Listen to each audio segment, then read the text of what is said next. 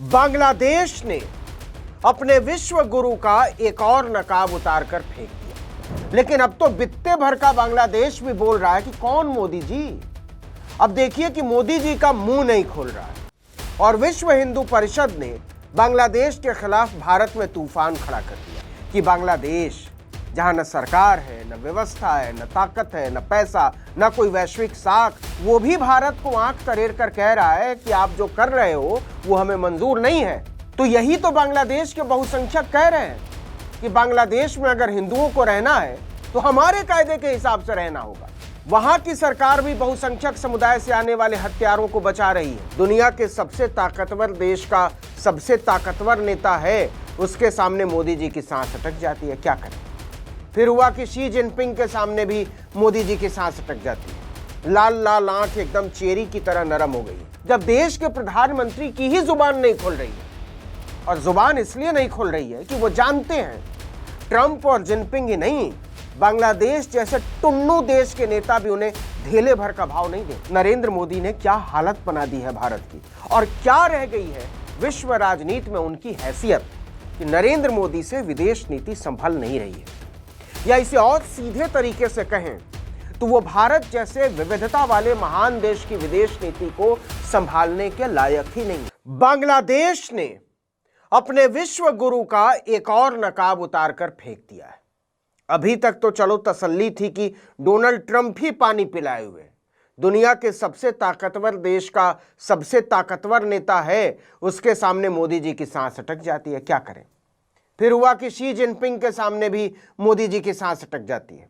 लाल लाल आंख एकदम चेरी की तरह नरम हो गई है। लेकिन अब तो बित्ते भर का बांग्लादेश भी बोल रहा है कि कौन मोदी जी। अब देखिए कि मोदी जी का मुंह नहीं खोल रहा है और विश्व हिंदू परिषद ने बांग्लादेश के खिलाफ भारत में तूफान खड़ा कर दिया।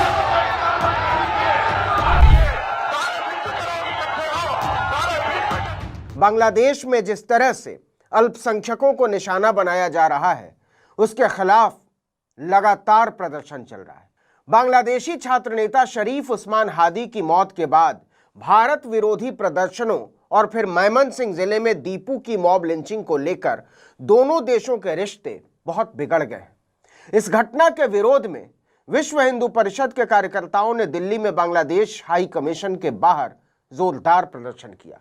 प्रदर्शनकारियों ने उच्चायुक्त दफ्तर के बाहर लगाए हुए पुलिस के बैरिकेड्स भी तोड़ दिए। दिल्ली के अलावा वीएचपी ने मुंबई, कोलकाता, अहमदाबाद, भोपाल और जम्मू में रैली निकालकर पीड़ित परिवारों को न्याय दिलाने की मांग की। अच्छा है, विरोध प्रदर्शन होना भी चाहिए, बल्कि होना ही चाहिए। दुनिया के किसी भी देश में होने वाली बर्बरता का विरोध होना चाहिए, वो चाहे गाजा पट्टी में हो या ढाका पट्टी में। लेकिन यहां दो बातें बड़ी साफ हैं।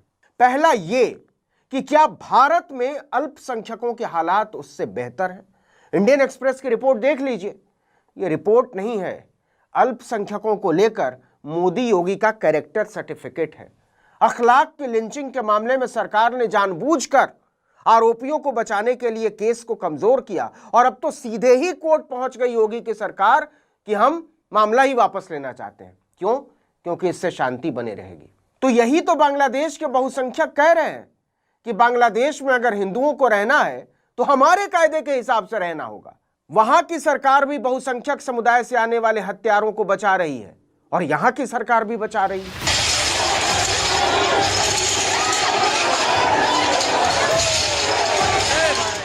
अब दूसरी बात जो ज्यादा महत्वपूर्ण है कि दिल्ली, मुंबई, अहमदाबाद में बांग्लादेश के खिलाफ प्रदर्शन करके होगा क्या जब देश के प्रधानमंत्री की ही जुबान नहीं खोल रही है। और जुबान इसलिए नहीं खोल रही है कि वो जानते हैं ट्रंप और जिनपिंग ही नहीं, बांग्लादेश जैसे टुन्नू देश के नेता भी उन्हें धेले भर का भाव नहीं देते। ये वो बांग्लादेश है जो नक्शे पर आया ही भारत की वजह से, लेकिन नरेंद्र मोदी ने अपनी अदूरदर्शी नीतियों की वजह से सब बर्बाद कर दिया। कितने शर्म की बात है कि बांग्लादेश के विदेश मंत्रालय ने ढाका में भारत के उच्चायुक्त प्रणय वर्मा को तलब करके झाड़ लगाई कि दिल्ली में जो हो रहा है, भारत में जो हो रहा है, वो ठीक नहीं हो रहा है। उसने भारत में अपने राजनयिक मिशनों पर हुए हमले को लेकर गहरी चिंता जताई। भारतीय विदेश मंत्रालय ने भी स्वीकार किया कि खासकर नई दिल्ली और सिलीगुड़ी में घटी घटनाओं के विरोध में बांग्लादेश की अंतरिम सरकार ने भारतीय उच्चायुक्त प्रणय वर्मा को तलब किया था।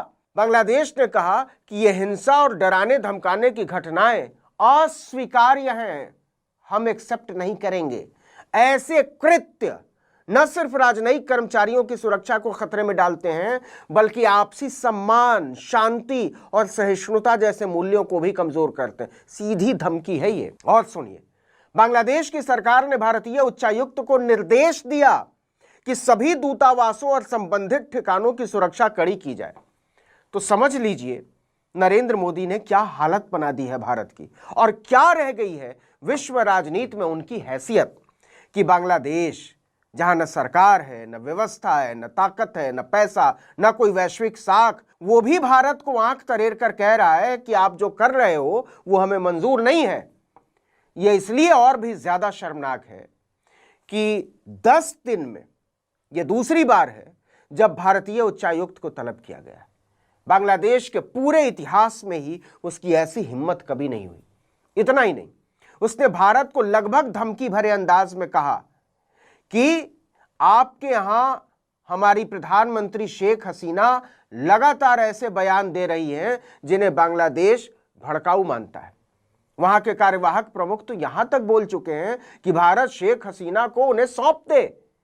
कहने का मतलब यह है कि नरेंद्र मोदी से विदेश नीति संभल नहीं रही है, या इसे और सीधे तरीके से कहें तो वो भारत जैसे विविधता वाले महान देश की विदेश नीति को संभालने के लायक ही नहीं है।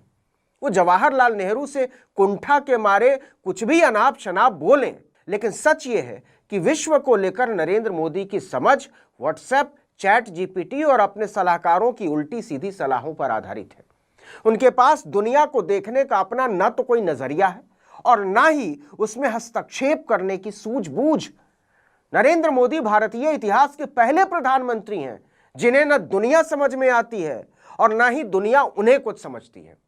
और यह केवल शी जिनपिंग, डोनाल्ड ट्रंप और व्लादिमीर पुतिन की बात नहीं है। नेपाल और बांग्लादेश जैसे छटाक भर के देशों की हिली हुई सरकारें भी भारत को आंख दिखा रही हैं। जिन देशों के प्रधानमंत्री और राष्ट्रपति भारत के प्रधानमंत्री के आगे बिछे रहते थे, वो आज भारत के प्रधानमंत्री की आंख में आंख डालकर कह रहे हैं कि आप जो कर रहे हैं वो ठीक नहीं है। सच ये है कि नरेंद्र मोदी की दृष्टिहीनता और कमकली भारत पर बहुत भारी पड़ रही है। मोदी को लगता है कि किसी राष्ट्राध्यक्ष से गले मिलते हुए उसकी पीठ थपथपाते हुए फोटो खिंचवा लेना ही कूटनीति तय करता है। उन्हें कोई बताने वाला नहीं है कि असल में वैश्विक कूटनीति में इसे बहुत घटिया निगाहों से देखा जाता है। डोनाल्ड माई फ्रेंड बोल देने से कोई नेता दोस्त नहीं हो जाता, वरना टैरिफ पर ट्रंप मोदी के पैरों तले से जमीन क्यों ही खींच लेते।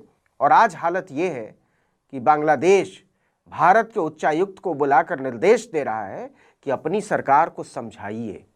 जिसके देश में लोकतंत्र की किरचें उड़ी हुई हैं, वो हमें लोकतंत्र पर प्रवचन दे रहा है क्योंकि हमारे देश के प्रधानमंत्री की कुर्सी पर एक कमजोर आदमी बैठा हुआ है।